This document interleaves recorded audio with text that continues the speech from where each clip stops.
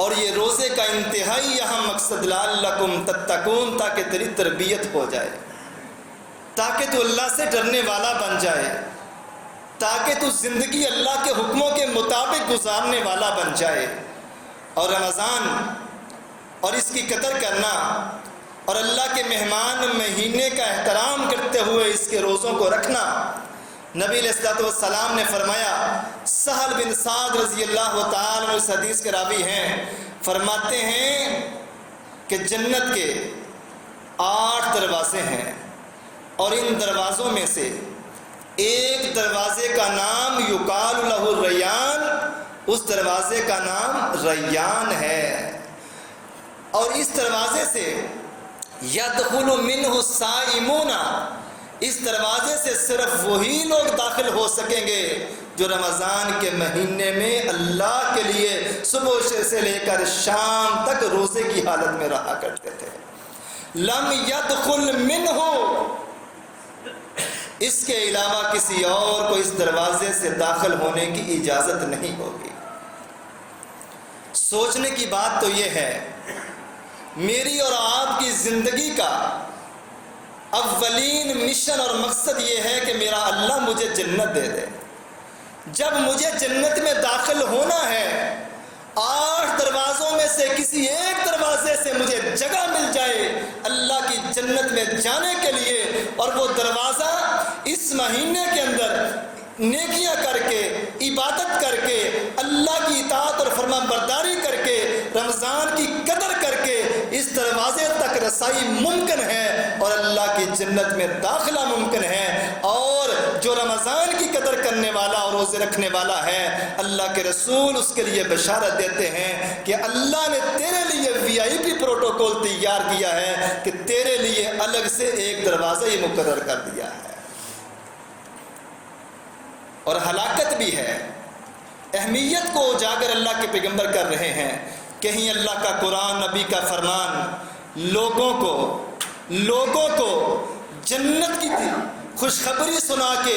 رمضان کی قدر کرنے کی تلقین فرما رہے ہیں، کہیں اللہ کے پیغمبر غصہ کر کے سختی سے اور لوگوں کو جھنجھوڑتے ہوئے،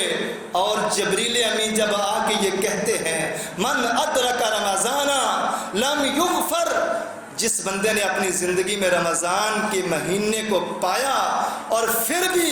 اس کی بدبختی یہ رہی کہ اس کی قدر کر کے روزے رکھ کے اللہ کی جنت تک نہ پہنچ سکا، نبی علیہ الصلوۃ والسلام نے فرمایا ایسے بندے کے لیے ہلاکت ہے، بربادی ہے۔ بعودا، ایسے بندے کا ناک خاک آلود ہو گیا، بعودا ایسا بندہ تباہ و برباد ہو گیا، بعودا رمضان کی قدر نہ کرنے والا بندہ، اس کو دنیا کی کوئی طاقت ہلاکت اور بربادی سے نہیں بچا سکتی۔ اور یہ ایسا بابرکت مہینہ ہے، اس مہینے میں ایک نیکی کا ثواب، ایک نیکی اگر کرتا ہے تو بدلے میں نامہ اعمال میں 10 نیکیاں لکھی جاتی ہیں، اور نبی علیہ الصلوۃ والسلام نے فرمایا اللہ 10 سے بھی بڑھاتے ہوئے 700 گنا تک انسان کا ثواب بڑھا دیتے ہیں۔ اس مہینے میں نوافل کا ثواب فرضوں کے برابر، اور ایک نماز کا ثواب 700 نمازوں تک اللہ رب الرحمن بڑھا دیتے ہیں۔ اور اللہ فرشتوں سے فرماتے ہیں میرے فرشتوں، میرے بندے کی قرآن کی تلاوت کا ثواب لکھ دو، نماز کا ثواب لکھ دو،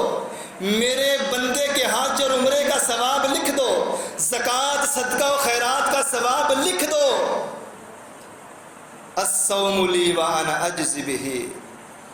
ہر نیکی کا ثواب لکھتے جاؤ، لیکن جس میرے بندے نے رمضان کے مہینے میں روزے کی نیکی کو اپنے نامہ اعمال کے لیے تیار کر لیا ہے، میرے فرشتوں یہ روزے کا ثواب، اس کا کھانا خالی چھوڑ دو۔ میرے بندے نے میرے لیے بھوکا پیاسا رہنا برداشت کیا، میرے لیے کھانا پینا چھوڑ دیا، یہ اتنا بڑا اور عظیم عمل ہے، ہر نیکی کا ثواب لکھو، لیکن روزے کے ثواب والا کھانا خالی چھوڑ دو، اس کو میں 700 گنا نہیں بلکہ اس سے بھی زیادہ بے حساب دینا چاہتا ہوں، اور وہ بے حساب قیامت کے روز میرا بندہ اپنی آنکھوں سے دیکھ لے گا۔ انا اجزی بہ، اس کا ثواب تم نہیں لکھو گے، میں اللہ اپنے ہاتھوں سے لکھوں گا۔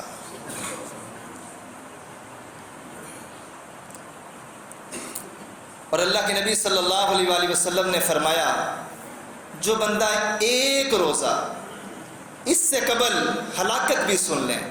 رسول اللہ صلی اللہ علیہ وآلہ وسلم نے فرمایا من افطر صومن، جس بندے نے ایک روزہ رمضان کا، ایک روزہ جان بوجھ کے چھوڑا، ولا مرضن، مریض بھی نہیں ہے، کوئی شرعی عذر بھی نہیں ہے، مسافر بھی نہیں ہے، بیمار بھی نہیں ہے، شوگر کا مریض بھی نہیں ہے، ہارٹ پیشنٹ بھی نہیں ہے، ہٹا کٹا ہے، تندرست ہے، توانا ہے، جوان ہے، صحت تندرستی والا ہے، اس کے باوجود اللہ کے اس مہمان مہینے کا ایک روزہ جان بوجھ کے چھوڑا،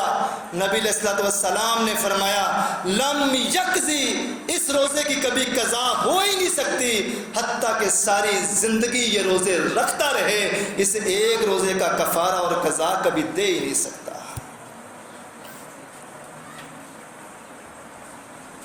اللہ کے نبی نے فرمایا جس بندے نے ایک روزہ مجھ اللہ رب رحمان کو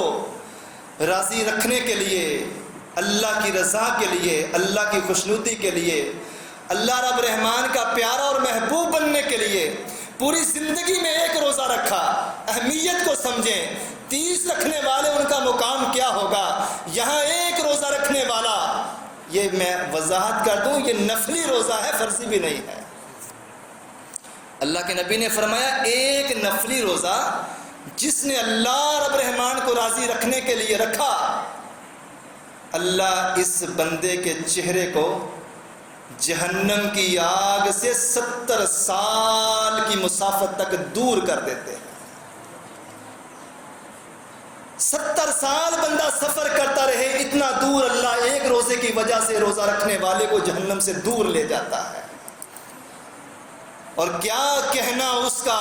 کیا نصیب اس شخص کے جس نے 30 کے 30 روزے شوق سے محبت سے رکھے، اللہ اس کو اپنی جہنم سے کس قدر دور لے جائے گا، کس قدر دور لے جائے گا اللہ اس کو،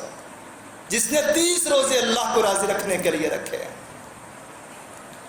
جب ہم نے اس بات کو سمجھ لیا کہ روزے کا معنی کیا ہے، روزے کا مفہوم کیا ہے، روزہ رکھنے کا مقام کیا ہے، روزہ رکھنے کے حوالے سے قرآن اور حدیث میں کس قدر اس کی اہمیت کو اجاگر کیا گیا ہے، نہ رکھنے والے کا جو نقصان ہے وہ بھی پیارے پیغمبر کی سچی اور سچی زبان سے آپ نے سن لیا، اور رکھنے والے کا مقام بھی آپ نے سن لیا۔ اب سب سے اہم بات جو مجھے اور آپ کو سمجھنی ہے،